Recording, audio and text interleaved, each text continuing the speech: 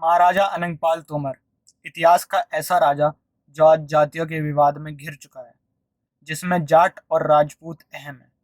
ये दोनों ही जातियां खुद को महाराजा अनंगपाल तोमर का वंशज बताने में कोई कसर नहीं छोड़ रहे हैं। अब ये जानने के लिए हम किसी नेता या राजनेता का भाषण सुनने से अच्छा है कि इतिहास के पन्नों को पलट लें। हम सभी जानते हैं कि महाराजा अनंगपाल तोमर द्वितीय ने दिल्ली की स्थापना की थी, जिसे शुरुआत में दिल्लिका के नाम से जाना जाता था। साथ ही हम ये भी जानते हैं कि महाराजा अनंगपाल तोमर महाभारत के महान योद्धा अर्जुन के पुत्र परीक्षित के वंशज हैं। इस बात को सभी इतिहासकारों ने काफी स्पष्ट तरीके से अपनी किताबों में लिखा। अब हर कोई महाराजा अनंगपाल तोमर को महाभारत के महान योद्धा से इतना जोड़ रहा है, तो एक बार इनके भी बारे में कुछ जान लेते हैं। दरअसल अर्जुन पांडु पुत्र थे और उनके पिता पांडु कुरु साम्राज्य के राजा थे। कुरु साम्राज्य इंडो आर्यन जनजाति संघ ने स्थापित किया था, जिसकी जड़ें यमनिया संस्कृति से जुड़ती है। अब इस जानकारी के आधार पर मैं आपको यह साबित कर दूंगा कि महाराजा अनंगपाल तोमर जाट थे या राजपूत थे। अब जैसा कि हमने देख लिया है कि महाराजा अनंगपाल तोमर महाभारत से जुड़े हुए हैं और महाभारत में जिन महान व्यक्तियों का जिक्र है उनकी जड़ें यमनिया संस्कृति से जुड़ी हैं। यमनिया संस्कृति जिसका अपना एक अलग डीएनए स्ट्रक्चर है, जिसे हम सीथियन या स्टेपी डीएनए कहते हैं, जिसमें I2A की अल्पसंख्या के साथ R1b वाई डीएनए हैप्लोग्रुप होता है। अब जैसा कि हम इंसानों की हर चीज़ की रिसर्च करने की आदत है, वैसे ही कुछ वैज्ञानिकों ने डीएनए के बारे में रिसर्च करने का सोचा और भारत के अलग अलग राज्यों से जाति और कबीलों के आधार पर डीएनए रिसर्च की, जिसमें यह साबित हुआ है कि जाट जाति के लोगों में स्टेपी डीएनए की मात्रा बाकी जातियों और कबीलों से अधिक है।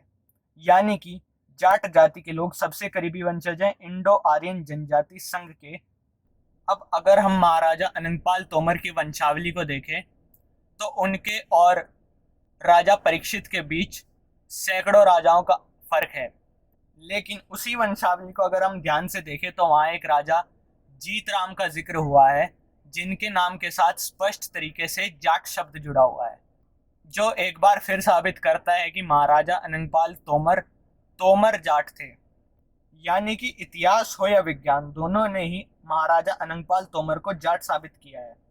अब अगर हम इतिहास में थोड़ा आगे आते हैं तो हमें इतिहासकारों की किताबों में ये भी देखने को मिलता है कि उन्होंने महाराजा अनंगपाल तोमर या दिल्ली के संस्थापकों के साथ जाट जाति का जिक्र किया है।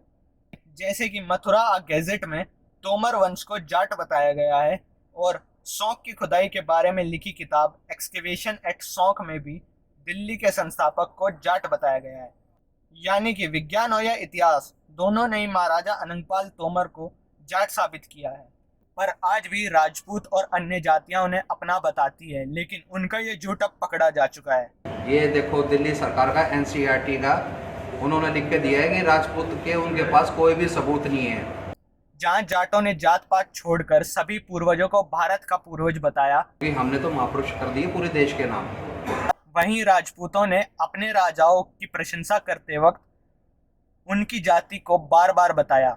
इसलिए वे अनंगपाल तोमर के साथ भी राजपूत लगाना नहीं भूलते और वे चाहते हैं कि महाराजा अनंगपाल तोमर को भी राजपूत घोषित कर दिया जाए। और हम वर्तमान में ये भी देखते हैं कि दिल्ली में और दिल्ली के आसपास बसने वाली अन्य जातियां भी महाराजा अनंगपाल तोमर को अपनी जाति से जोड़ना चाहती है और उनके नाम के साथ अपनी जाति भी लिखती है। लेकिन वे ये भूल गए हैं कि दिल्ली में सबसे ज़्यादा गांव जाटों के हैं, जो कि एक बार फिर प्रमाणित करता है कि दिल्ली के संस्थापक जाट थे। अब इस सब के बाद भी कई राजपूत उन्हें पृथ्वीराज का दादा बताते हैं, तो कोई नाना। महाराजा अनंगपाल तोमर एक क्षत्रिय राजा थे। पृथ्वीराज चौहान जी के नाना भी थे।